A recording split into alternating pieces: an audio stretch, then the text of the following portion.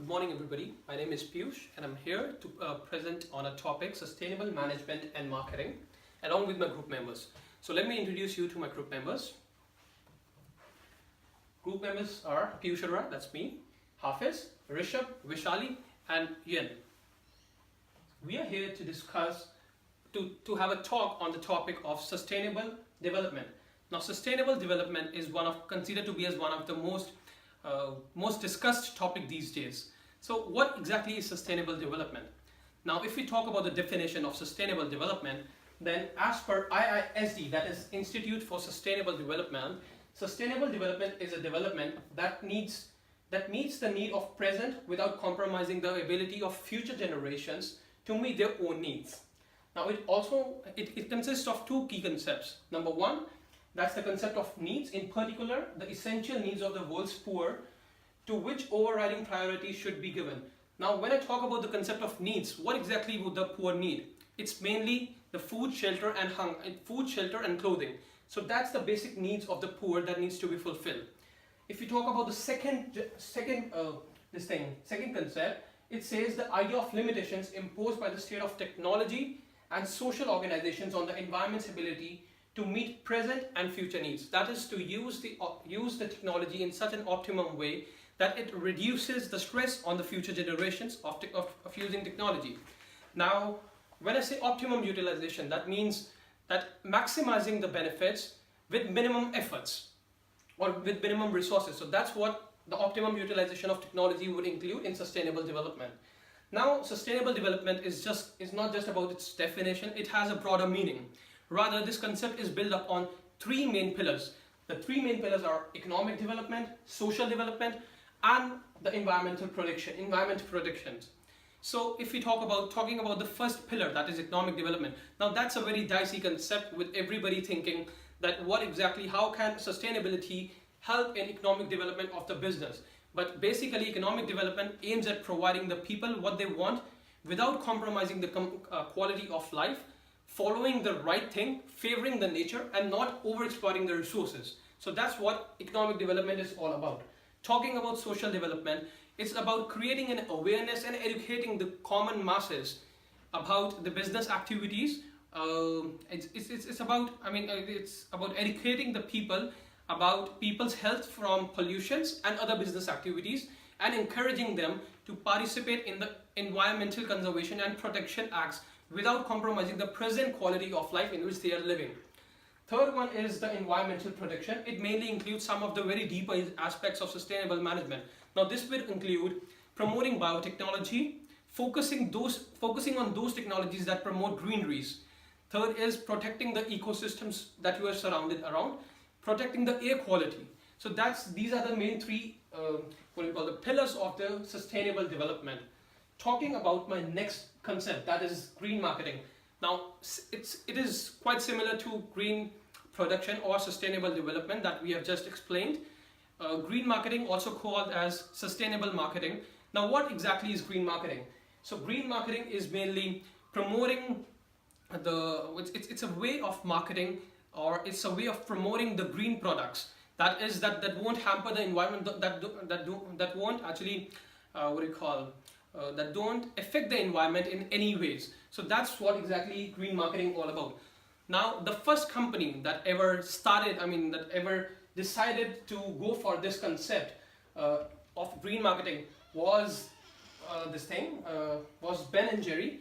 That's one of the biggest companies, that's one of the biggest brands from one of the biggest companies, Unilever.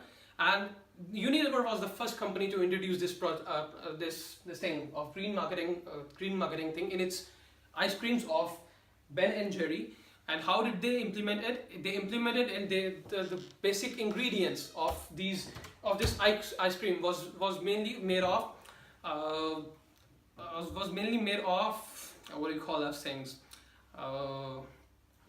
the natural ingredients. Sorry. So the natural ingredients, they use the natural ingredients to promote to make up this ice cream, and this is how they implemented it in their first. This is how they implemented it firstly in the corporate world.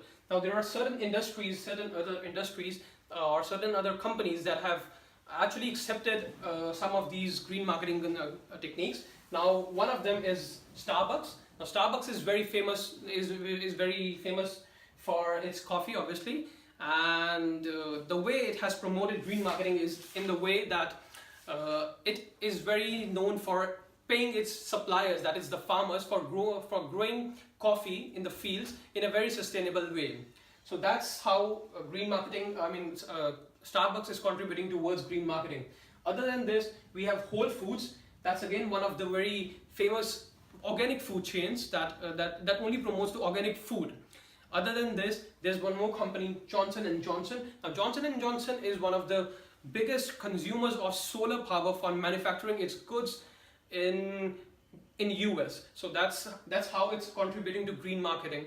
Now, other than this, we have Timberland and many other companies.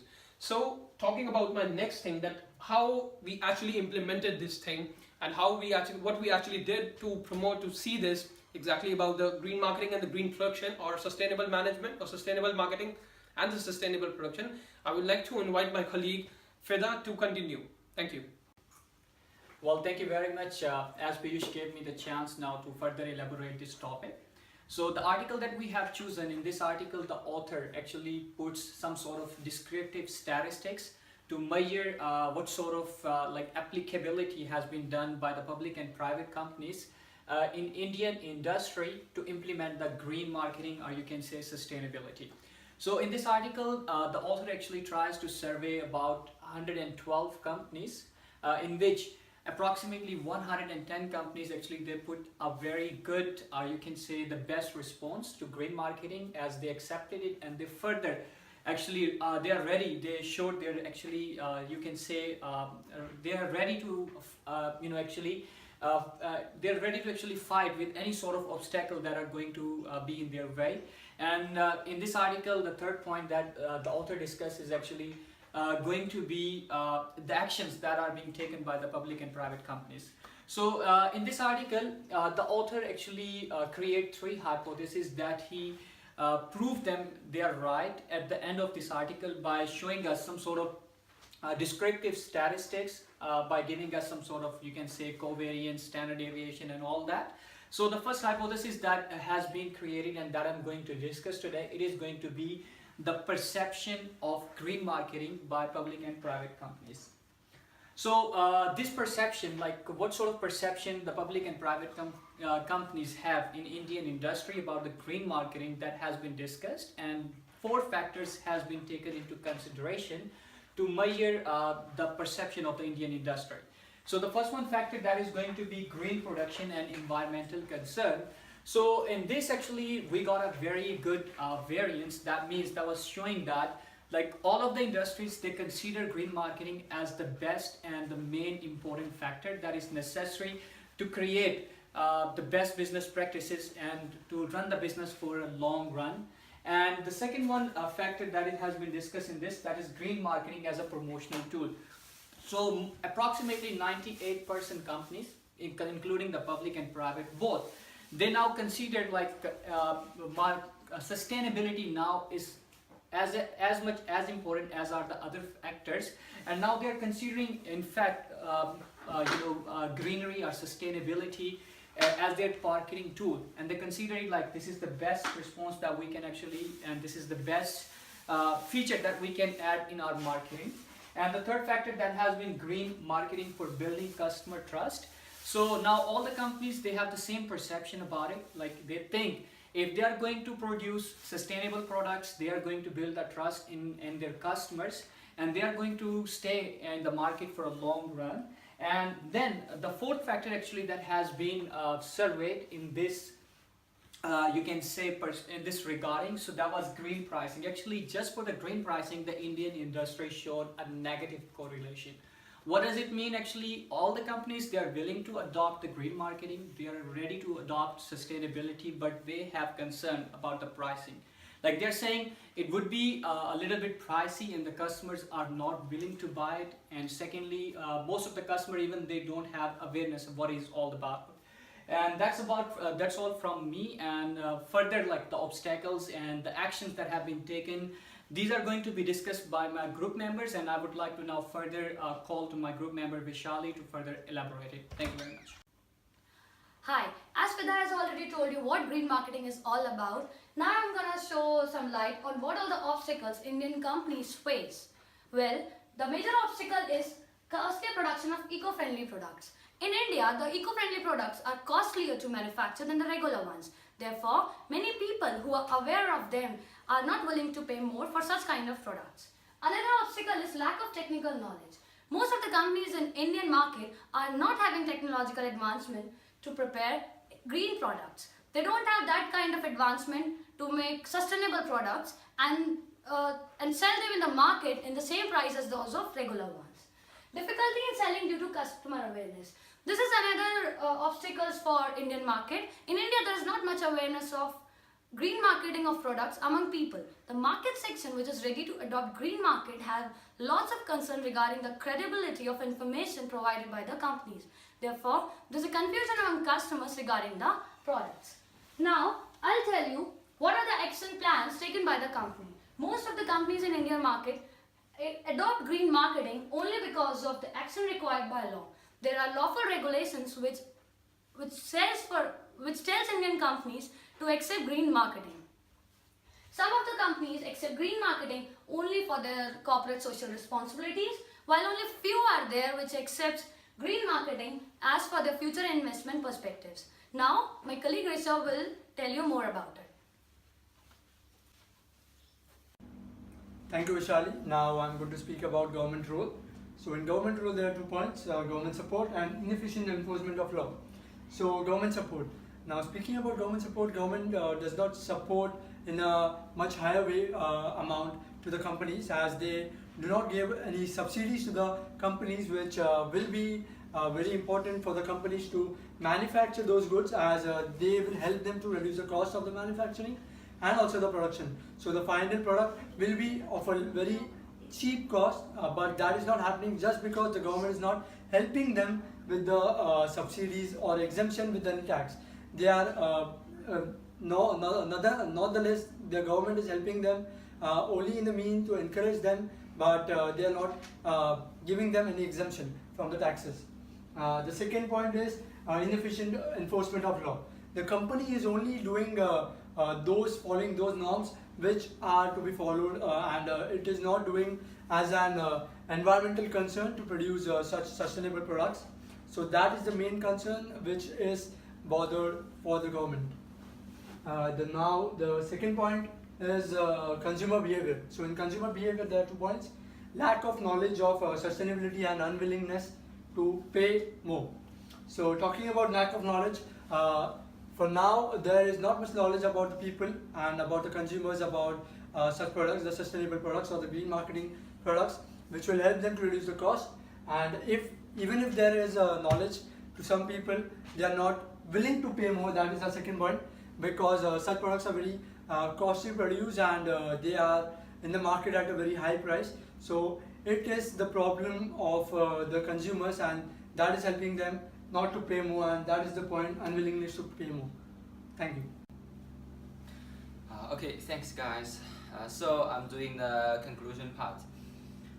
So this article has proved 3 hypotheses. There's no difference between public and private companies regarding the perception of green marketing. The second is the obstacles are same for both public and private companies. The third is green actions are the same approximately for both type of companies. So there are 4 factors showing perceptions of green marketing. The first is environmental concern and green production for sustainable environment. The second is green marketing as a promotional tool. The third is green marketing for building customers' trust. The last is green pricing. Green marketing has been highly accepted in the case of Indian industry. It is indicated that Both public sector and private sector companies are concerned for the environment and believe that the green production is relevant for a sustainable environment. Further, Indian manufacturing companies consider green marketing as a promotional tool and believe that it builds customers' trust. However, there are still some obstacles to go through it. Firstly, costly productions of eco-friendly products and lack of financial support from the government are perceived as major obstacles in undertaking green marketing practice. Moreover, it is difficult to sell green products due to lack of customers' awareness, lack of willingness among customers to protect the environment, and lack of training and lack of trained personnel. Last but not least, the majority of companies only address the green concerns that are required by legislation. Based on this situation, actions should be taken to enhance the technical knowledge of the Indian industry relating to green technologies. In addition, policymakers need to devise a mechanism so that Indian industry may realize the usefulness of adopting green means and its cost effectiveness in the long run. It is further suggested that if a premium price are to be charged due to the use of higher quality ingredients, it has to be ensured that the consumers can afford the premium and feel it is worth it. The government should also support industry financially to enable it to produce eco-friendly products. All in all, green marketing has to become a norm rather than an exception in the developing countries such as India, as it has the potential to contribute substantially in saving the world from environmental pollution and contribute to sustainable development. In this journal, the study examines the industry perspective concerning green marketing. However, the consumer perspective with respect to green marketing can be examined. Further, the study has been conducted in Delhi and the northeastern region of the country. The study may also be extended to other regions so as to compare regionally. Sector-wise comparisons may also be made across various variables such as nature of industry, turnover and profitability and sales. Thank you.